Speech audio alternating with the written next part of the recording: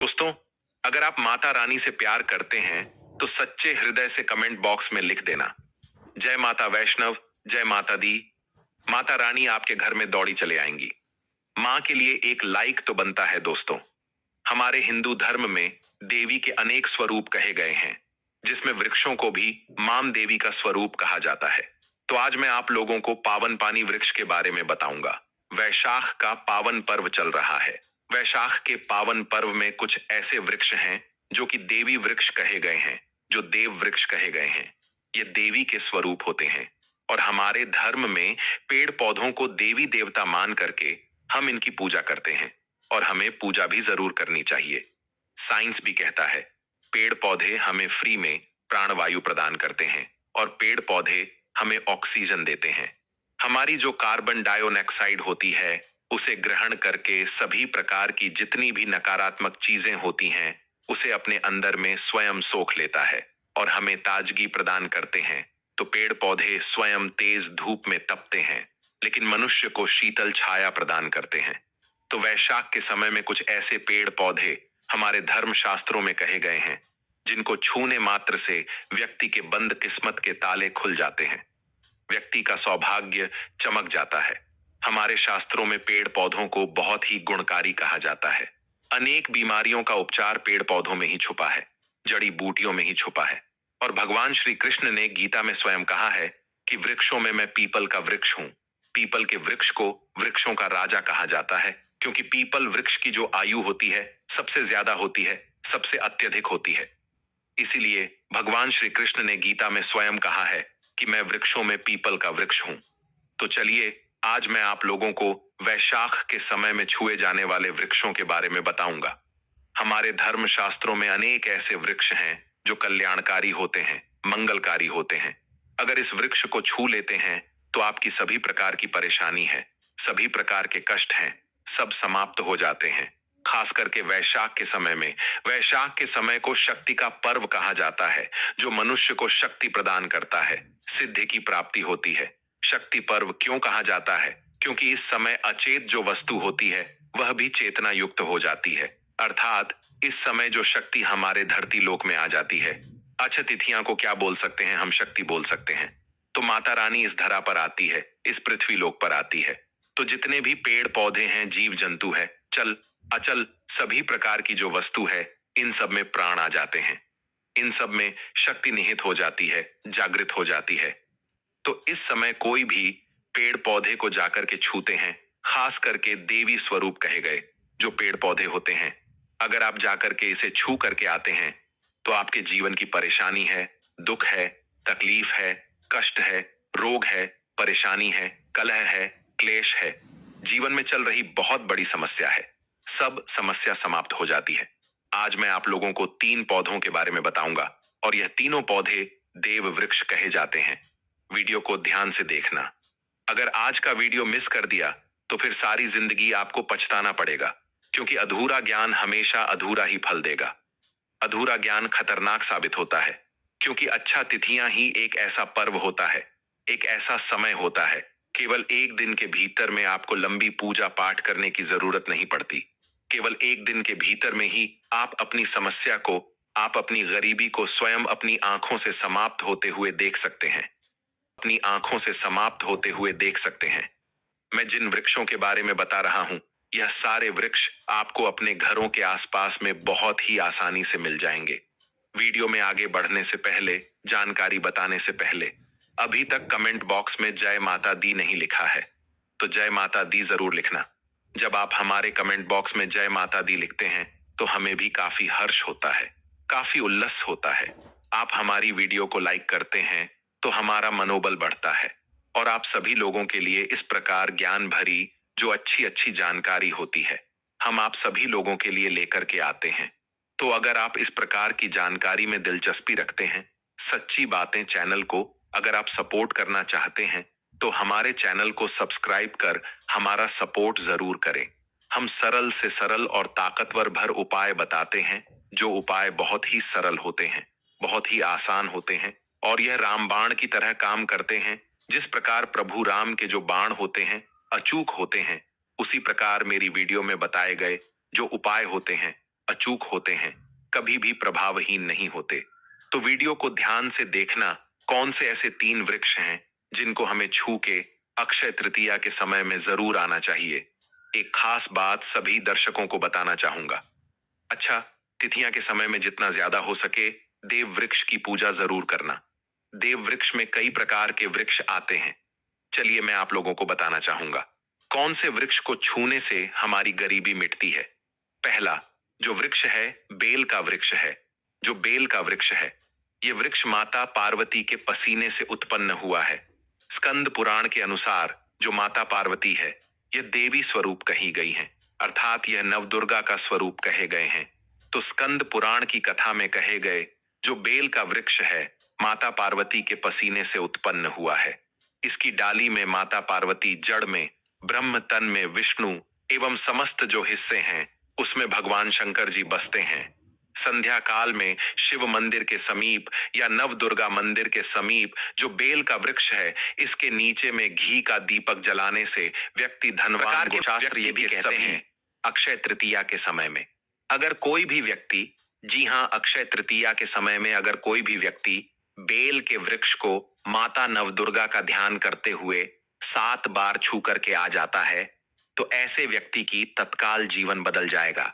ध्यान से सुनिएगा, जो लोग उपवास व्रत रखते हैं, ऐसे व्यक्ति की थकान सुस्ती तत्काल चली जाती है।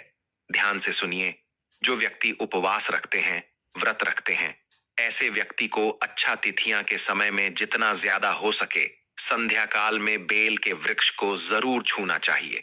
केवल आप ज्यादा नहीं छू सकते हैं तो 7 बार छू करके जरूर आ जाना और बेल वृक्ष के नीचे में घी का दीपक जरूर जला देना। घी का दीपक जलाते हैं तो इसके क्या फायदे मिलते हैं, यह भी मैं इस वीडियो में बताऊंगा। क्योंकि जब हम उपवास व्रत रखते हैं तो हमारे शरीर में काफी थकान आ जाती है, हमारे शरीर में ऊर्जा की कमी होने लगती है। हालांकि हमें आध्यात्मिक ऊर्जा प्राप्त होती है, लेकिन हमारे शरीर में ऊर्जा की कमी होने लगती है।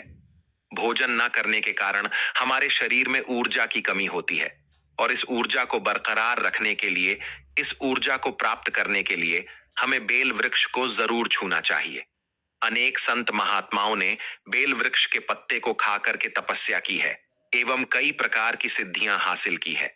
धर्मशास्त्र कहते हैं अगर अक्षय तृतीया के समय में बेल के पत्ते खाए जाएं तो जो व्यक्ति लंबे समय से जो मंत्र के जाप कर रहे हैं फिर भी प्राप्ति नहीं हो पा रही है, या फिर आप ऐसे ही सिद्धि को प्राप्त कर रहे हैं जो सिद्धि आपको काफी लंबे समय से प्राप्त नहीं हो पा रही है, तो बेल के पत्ते खाने से वह सिद्धि जल्दी प्राप्त होती है। इसके नीचे घी का दीपक जलाने से हमें सिद्धि की प्राप्ति होती है। सिद्धि का मतलब होता है कार्य में सफलता। तो जो लंबे समय से आपको कार्य नहीं हो पा रहा है, तो उस कार्य के लिए अक्षय तृतीया के समय में जितने भी दिन हो सके, आप जो है जब भी आपको समय मिले तो शाम के समय घी का दीपक जरूर जला देना। और अगर कोई भी व्यक्ति अच्छा तिथियां के समय में, ध्यान से सुनिएगा, अगर कोई भी व्यक्ति अच्छा तिथियां के समय में अगर बेल वृक्ष की जड़ में दूध चढ़ाते हैं तो सभी प्रकार के व्याधि दूर होते हैं। अगर सिंदूर युक्त गंगा जल चढ़ाते हैं तो व्यक्ति की गरीबी मिटती है। अगर तिल चढ़ाते हैं बेल वृक्ष की जड़ में तो सौभाग्य की प्राप्ति होती है।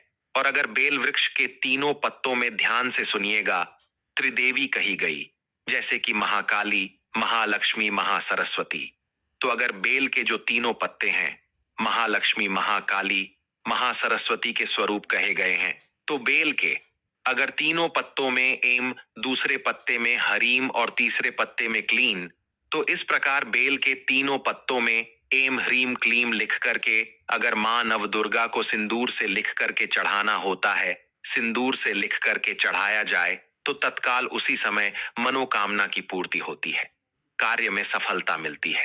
कोई लंबे समय से आपकी मनोकामना हो, आप चाहते हैं वह मनोकामना पूर्ण हो जाए, तो यह उपाय अवश्य करिएगा। इसकी जड़ में ध्यान से सुनिएगा। अच्छा, तिथियां के समय इसकी जड़ में अगर तांबे की कोई भी रिंग होती है, जिसे हम एक प्रकार की तांबे की जो धातु है, यह मंगल से जुड़ी हुई होती है, तो अगर नवरात्रि के समय में इसकी जड़ में तांबे की जो रिंग होती है, अंगूठी होती है, अगर आप 4 उंगुल खान करके दबा करके आ जाते हैं, नवरात्रि भर इसे दबे रहने देना है। इसके बाद अगर आप पहन लेते हैं तो वह जागृत हो जाती है, क्योंकि जो बेल के वृक्ष हैं स्वयं जागृत कहे गए हैं।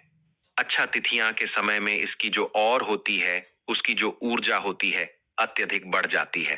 फिर अगर आप इस प्रकार की अंगूठी को पहनते हैं तो आपको कभी भी रक्त संबंधी समस्या नहीं आती है, शनि का दोष नहीं सताता, राहु की पीड़ा नहीं सताती और नवदुर्गा की कृपा से सदा आप सुरक्षित रहते हैं। ऐसे व्यक्ति की कभी भी अकाल मृत्यु नहीं होती। मैं दूसरे पौधे के बारे में जो बता रहा हूं वह पौधे भी जान लीजिए। मैं जो दूसरे पौधे के बारे में बता रहा हूं यह शमी का वृक्ष है। शमी के वृक्ष में स्वयं जगदम्बा का स्वरूप कहा गया है। जो शमी का वृक्ष है यह स्वयं जगदम्बा का स्वरूप है। इस पर स्वयं मां जगदम्बा स्वयं साक्षात विराजमान रहती है। और कोई भी व्यक्ति अगर संध्या काल में अक्षय तृतीया के समय में इसके नीचे में धूप दीप जलाता है, धुआं दिखाते हैं, तो उनकी सभी प्रकार की परेशानी दूर होती है। धर्मशास्त्र कहते हैं अगर कोई भी व्यक्ति अक्षय तृतीया के पूरे समय में अगर हो सके तो अगर आप एक दिन भी करना चाहते हैं तो यह उपाय एक दिन भी कर सकते हैं, पंचमी या सप्तमी के दिन कर सकते हैं। तो हमारे धर्मशास्त्र में कहा गया है कि नवरात्रि के समय में लाल चूड़ी अगर कोई भी व्यक्ति मनोकामना बोलते हुए शमी के वृक्ष में बांधे तो उस समय मनोकामना की पूर्ति होती है। लाल चूड़ी अगर कोई भी महिला जाकर के बांधती है तो उन्हें सौभाग्य की प्राप्ति होती है। उनके पति की कभी भी अकाल मृत्यु नहीं होती। इसकी जड़ में सिंदूर डालने से व्यक्ति को आरोग्य की प्राप्ति होती है। जो लोग लंबे समय से बीमार पड़े हैं व्यक्ति को आरोग्य की प्राप्ति होती है। जो लोग लंबे समय से बीमार पड़े हैं, ऐसे व्यक्ति के जो घर में रहने वाले सदस्य हैं, वो लोग जो बीमार पड़े हैं, उनके शरीर से 7 बार सिंदूर का उतारा करके शमी की जड़ में डाल सकते हैं तो उनके रोग जल्दी ठीक हो जाएंगे। जो लोग लंबे समय से बीमार पड़े हैं या फिर आप बीमारी से बचना चाहते हैं, निरोग रहना चाहते हैं, तो इसकी जड़ में सिंदूर जरूर डालें मनोकामना पूर्ति के लिए। मैं एक मंत्र बता रहा हूं, इस मंत्र को बोलते हुए शमी के वृक्ष को छूना है और तत्काल अच्छा तिथि के समय में इसका रिजल्ट देखना। जैसे अक्षय तृतीया समाप्त होगी, आपकी जो मनोकामना है उसकी पूर्ति हो जाएगी। आपकी जो दरिद्रता है वो दरिद्रता समाप्त हो जाएगी। तो मंत्र कौन सा है? तो आपको बोलना है मम मनोरथ पूर मम दरिद्र नाशय। ये मंत्र आपको बोलना है। तो ये मंत्र बोलते हुए शमी के वृक्ष को छूना है। सभी प्रकार की आपकी मनोरथ की पूर्ति होगी। आपकी जो दरिद्रता है समाप्त हो जाएगी, छू मंतर हो जाएगी। यह आपको छूते हुए बोलना है। आप चाहे तो नवरात्रि के समय में मौली धागा भी शमी के वृक्ष पर बांध सकते हैं। अधिकतर लोग मौली धागा बांधते हैं। मौली धागा बांधने से माता रानी आपसे बंध जाती हैं। कहने का मतलब है कि माता रानी आजीवन आपका साथ देती हैं, आपके हर कदम पर मार्गदर्शन करती हैं। इसकी जड़ की मिट्टी लाकर के ध्यान से सुनिएगा। अच्छा, तिथियां के समय में अगर आप जो है नवदुर्गा के उपवास नहीं कर पा रहे हैं, व्रत नहीं कर पा रहे हैं किसी कारणवश, तो केवल इसकी जड़ की मिट्टी लाकर के अच्छा तिथि के समय में स्नान करने से व्यक्ति का भाग्य उदय हो जाता है, व्यक्ति का भाग्य चमक जाता है। व्यक्ति की जो फूटी किस्मत होती है वह भी चमक जाती है। जैसे अधिकतर लोग बोलते हैं ना कि गुरुजी हमसे लक्ष्मी नाराज हो चुकी है, लक्ष्मी हमारे घर में आना ही बंद कर चुकी है। तो आप चाहते हैं कि लक्ष्मी की कृपा प्राप्त हो जाए, तो नित्य अक्षय तृतीया के समय में इसकी मिट्टी को ला करके अक्षय तृतीया के समय में स्नान करना शुरू कर दीजिए। नहाने वाले पानी में डाल करके करना शुरू कर दीजिए। आपके शरीर से दोष दूर हो जाएंगे। आपके शरीर से किसी भी प्रकार की पीड़ा है, नकारात्मक शक्ति आपके शरीर में प्रवेश कर गई है, वह भी समाप्त हो जाएगी। तीसरे क्रम में मैं जिस वृक्ष के बारे में बता रहा हूं मित्रों, इस वृक्ष को देव वृक्ष भी कहा जाता है। जो तीसरा वृक्ष है वह है परिजात का वृक्ष। परिजात का वृक्ष समुद्र मंथन से उत्पन्न हुआ था और यह देवराज इंद्र के नंदन वन में स्थापित किया गया था। परिजात वृक्ष भगवान कृष्ण ने मानव जन कल्याण के लिए धरती लोक पर लाए थे। जो परिजात का वृक्ष है इसे भी लक्ष्मी का स्वरूप कहा गया है, क्योंकि माता लक्ष्मी भी समुद्र मंथन से उत्पन्न हुई है और परिजात का वृक्ष भी समुद्र मंथन से उत्पन्न हुआ। इस नाते यह माता लक्ष्मी की बहन कही जाती है। तो ऐसा माना जाता है कि कोई भी मनुष्य उनके शरीर में कितना भी ज्यादा थकान हो, कितनी भी पीड़ा हो, जैसे कि अक्षय तृतीया का अगर आप व्रत रख रहे हैं और व्रत के दौरान अगर आपके शरीर में थकान है, पीड़ा है, तो परिजात के वृक्ष को शाम के समय में छू करके आ जाना जाना। आप चाहे तो अक्षय तृतीया के किसी भी टाइम में आपको टाइम मिले उस समय में जाकर के इस वृक्ष को छू सकते हैं। इसके वृक्ष को छूते ही तत्काल शरीर से पीड़ा है, जो थकान है, सुस्ती है, कमजोरी है, समाप्त हो जाती है।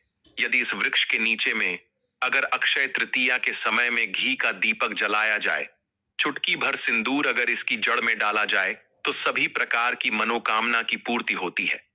लेकिन आपको प्रार्थना जरूर करनी है कि हे परिजात वृक्ष, आप देवी स्वरूप कहे जाती हैं, आप हमारी सभी प्रकार की पीड़ा को दूर करें। गृह दोष है, पितृदोष है, लक्ष्मी दोष है, इसे आप समाप्त करें। लक्ष्मी स्वयं आपकी बहन है। माता लक्ष्मी का हमारे घर में जीवन में प्रवेश हो जाए, इस प्रकार का आप हमें आशीर्वाद प्रदान करें। इस प्रकार से आप इनसे जो है मनोकामना बोल सकते हैं।